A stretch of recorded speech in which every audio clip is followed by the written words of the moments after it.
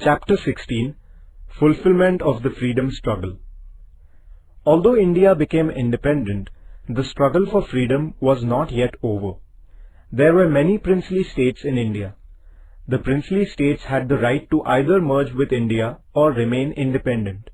Therefore, the Congress dream of an undivided India was still incomplete. The princely states being independent, India was going to be fragmented into many parts. The Portuguese and the French powers had not relinquished their hold over some territories in India.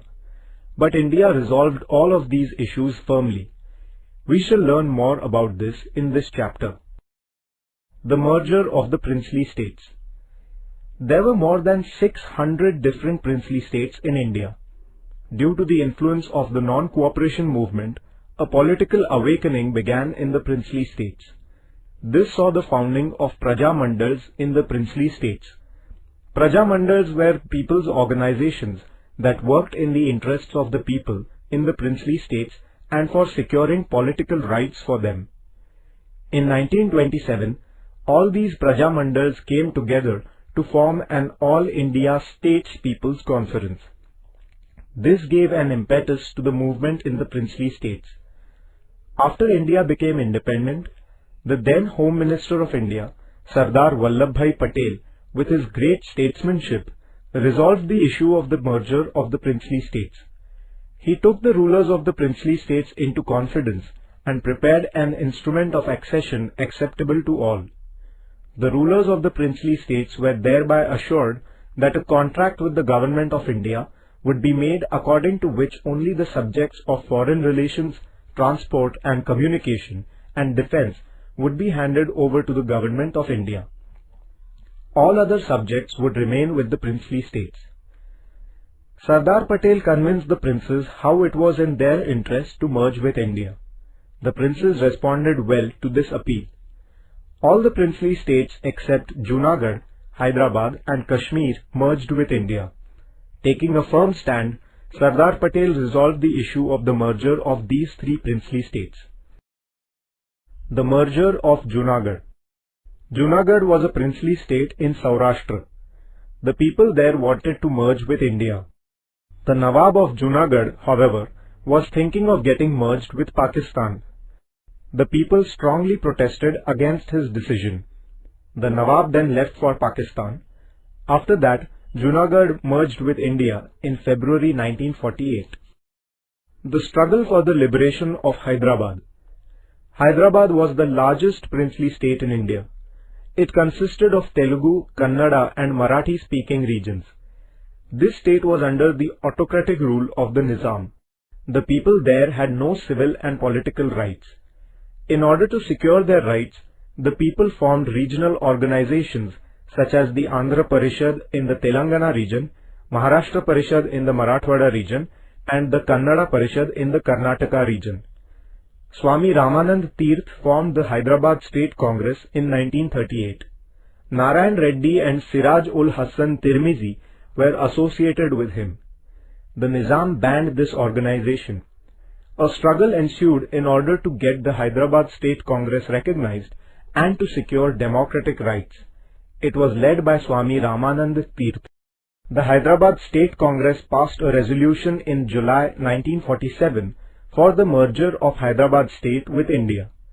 The Nizam, however, took an anti-India stand and started machinations to get Hyderabad merged with Pakistan. With a view to rejecting people's demand for merger with India, Qasim Razvi founded an organization called Razakar with the backing of the Nizam.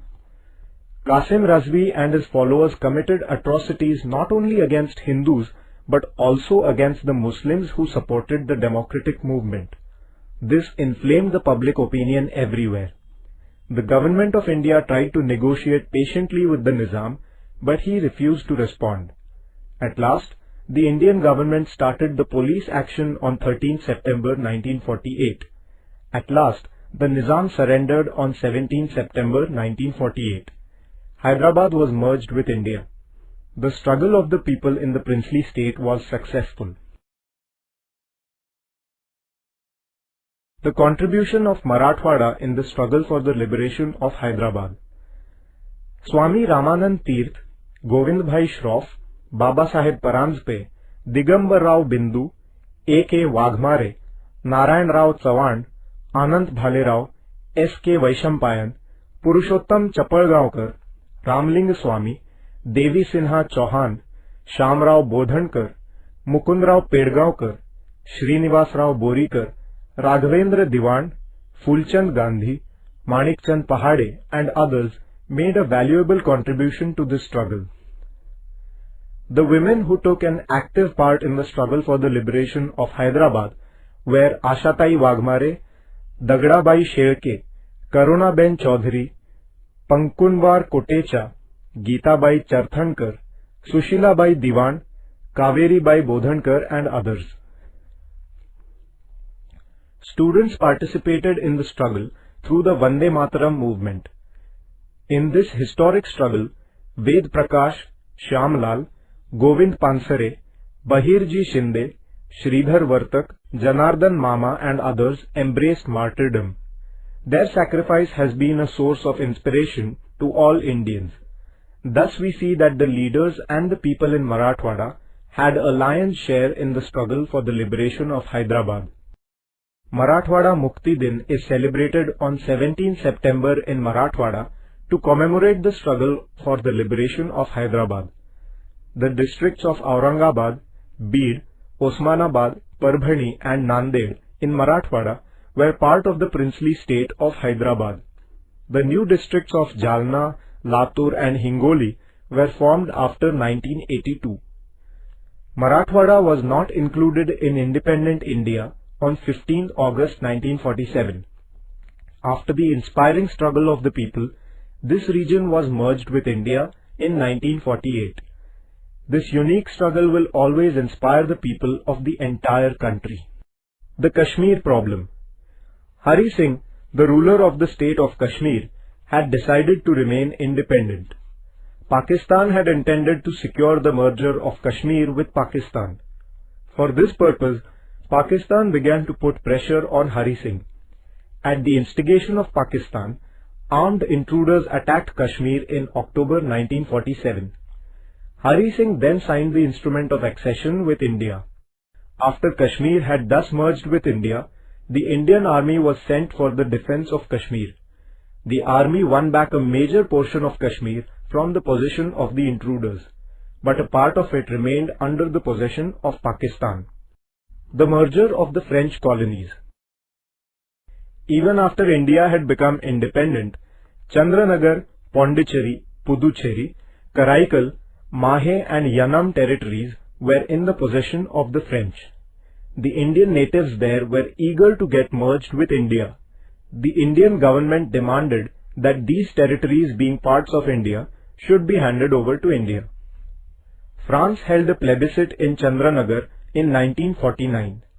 The people there voted for India. Chandranagar was handed over to India. Thereafter, France handed over the rest of the territories to the government of India. The struggle for the liberation of Goa. Portugal declined to hand over the territories under its possession to India. Indians had to struggle for securing these territories. Dr. T.B. Kunha was in the forefront of this struggle. He worked to bring about an awakening of the people against the Portuguese government. He founded the Goa Congress Committee to struggle against the Portuguese. Later, he founded the organization the Goa Youth League in Mumbai in 1945. In 1946, he entered Goa and violated the ban on public speech. For this, he was sentenced to 8 years of imprisonment. It was in the year 1946 that Dr. Ram Manohar Lohia started a satyagraha for the liberation of Goa. Violating the ban, he delivered a public speech at Madgaon in Goa, for which the Portuguese government deported him. At about the same time, the Azad Gomantak Dal was raised to liberate the Portuguese colonies of Dadra and Nagar Haveli in Gujarat. On 2nd August 1954, youths of the Azad Gomantak Dal mounted an armed assault and liberated the territories of Dadra and Nagar Haveli from Portuguese rule. Among those who participated in the attack were Vishwanath Lavande, Rajabhau Wakankar, Sudhir Phadke, Nanasaheb Kajrekar and others. In 1954, the Goa Mukti Samiti was formed. The Samiti sent many batches of Satyagrahis from Maharashtra into Goa. N.G. Gore, Sudhir Phadke, Senapati Bapat, Peter Alvarez, Mahadev Shastri Joshi and his wife Sudhatai participated in this satyagraha. Mohan Ranade was a leader of great daring in this struggle. The Portuguese rulers subjected the Satyagrahis to unlimited tyranny and atrocities. Some of them became martyrs to the Portuguese tyranny. This infuriated the public opinion in India. The liberation struggle in Goa intensified further. The Indian government was patiently holding negotiations with the Portuguese government, but they did not respond. At last, the Indian government unwillingly took the decision of using military force. In December 1961, the Indian army entered into Goa. Very soon, the Portuguese army surrendered.